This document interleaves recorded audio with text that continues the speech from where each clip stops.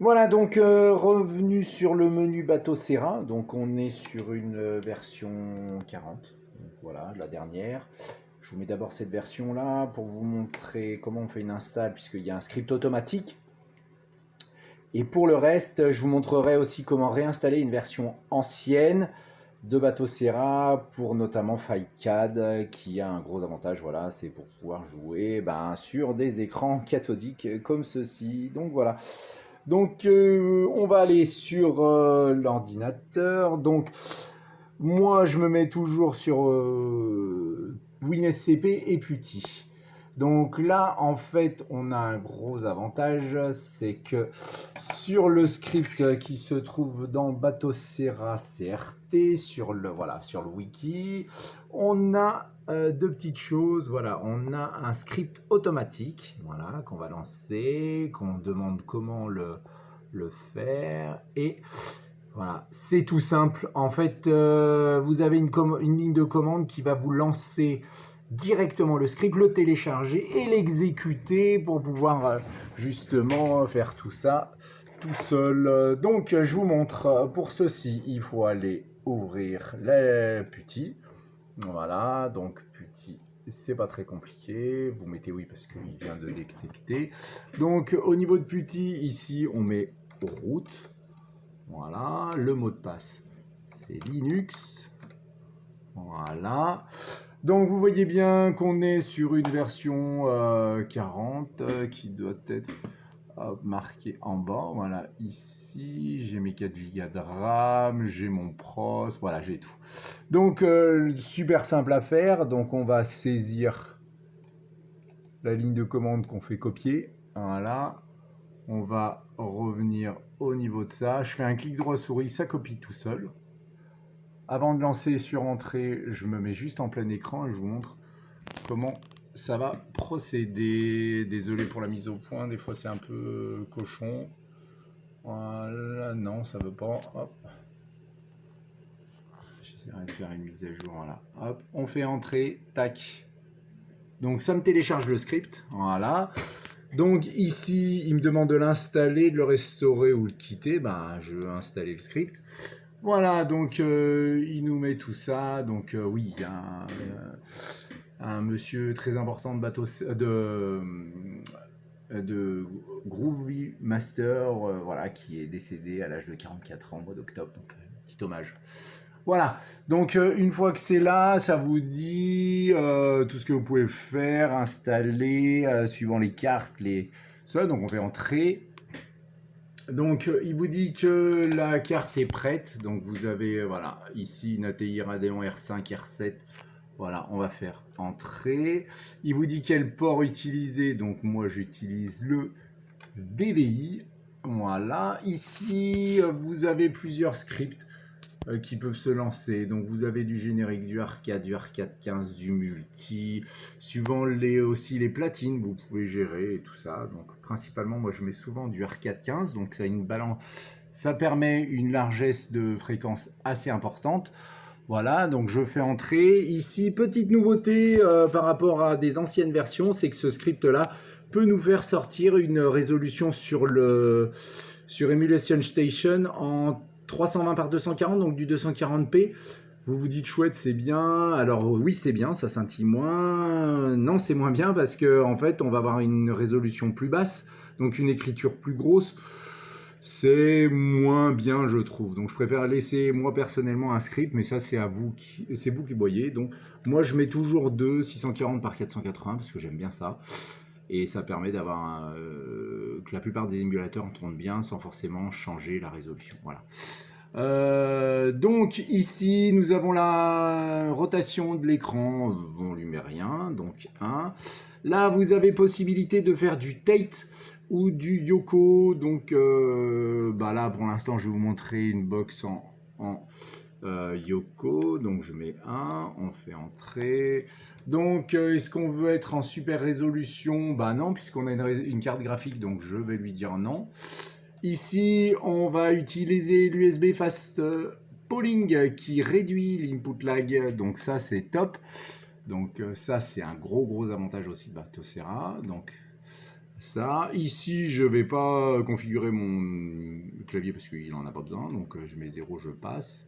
Voilà, ici, voilà, vous avez des questions sur la calibration du Gonken, moi je n'en utilise pas, donc c'est une grosse question, on y reviendra plus tard, c'est un sujet un peu tabou. Voilà, donc ici le script se relance, voilà, ça nous dit qu'on a bien tout fait, c'est tout parfait, donc qu'est-ce que je fais ici? Je tape reboot.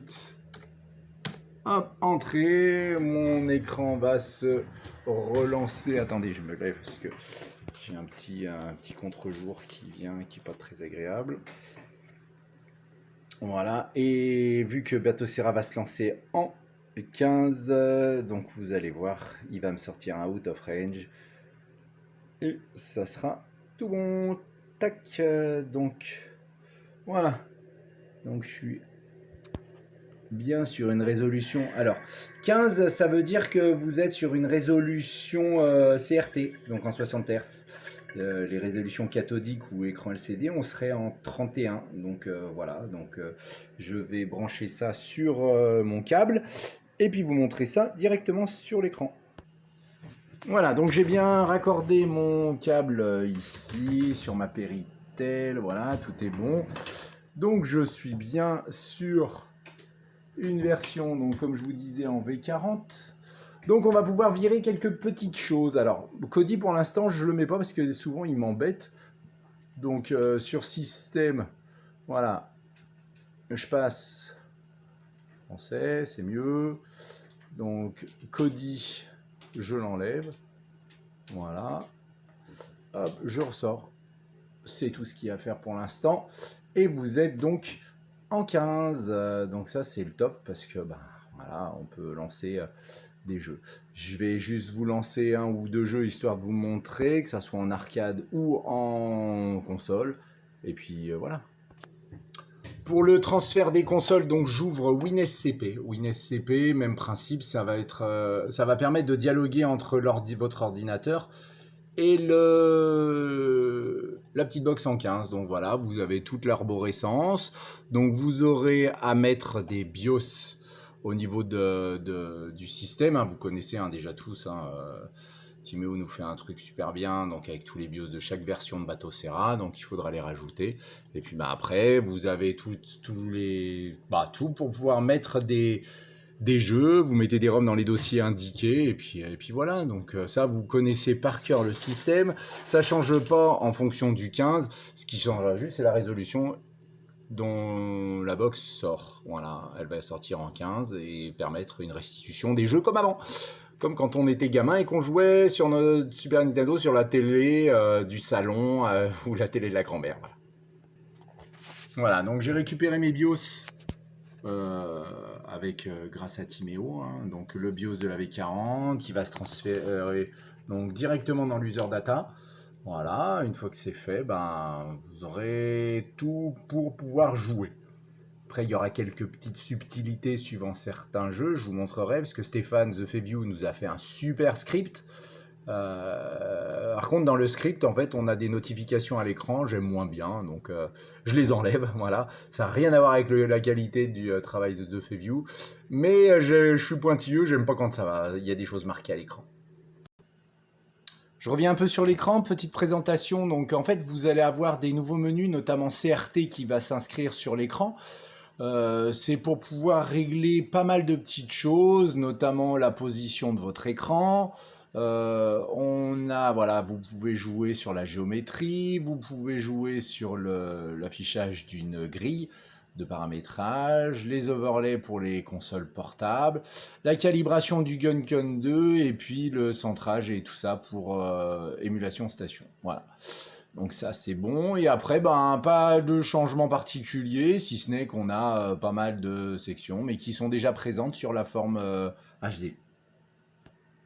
Voilà, donc j'ai transféré un jeu, je vais vous montrer, donc je me mets sur la Super Nintendo, un petit Super Mario World, ça j'adore. Voilà, c'est un test. Voilà, c'est ça que je voulais vous montrer, le fichier qui s'inscrit à l'écran. C'est pas très très beau, je dirais même c'est franchement moche. Donc voilà, donc on va essayer de virer ça. Et hop, on va lui remettre un peu de son, c'est quand même mieux.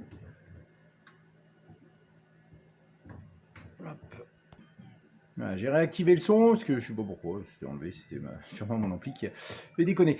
Donc voilà, comme je vous expliquais, pas de changement particulier. Donc vous pouvez voir qu'on est sur une bonne définition. Voilà, on joue comme avant en rétro, mais époque. Voilà. Donc pour virer les notifications à l'écran, c'est simple, on fait Hotkeys B. Donc on va aller sur le réglage. Voilà. On a un réglage, donc interface utilisateur. Donc c'est quelque chose, hop, en menu, en réglage. Voilà. Donc vous avez affichage à l'écran, vous sélectionnez, vous revenez en arrière. Hop, hop, pardon, je suis revenu trop en arrière. Donc vous avez les notifications à l'écran. Les notifications à l'écran, on les vire. Voilà, donc comme ça on ne sera plus embêté. Pour sauvegarder, vous remontez sur menu rapide. Vous allez dans le fichier de substitution et vous sauvegardez. Alors il y a plusieurs niveaux de sauvegarde. On a la substitution donc pour le jeu, pour le dossier et pour le cœur, pardon. Donc je sauvegarde là, donc quand je ressors, j'aurai plus à avoir ça. Je vous montre, donc je ressors, je relance mon jeu. Qu'est-ce que ça fait? Tac, j'ai plus un écran, donc on est plutôt bon. Voilà. Je vais déjà commencer à faire une première vidéo à vous diffuser ça. On essaye de voir ensemble, suivant vos commentaires, ce que vous avez à dire. Et puis normalement, tout devrait être bon. Allez!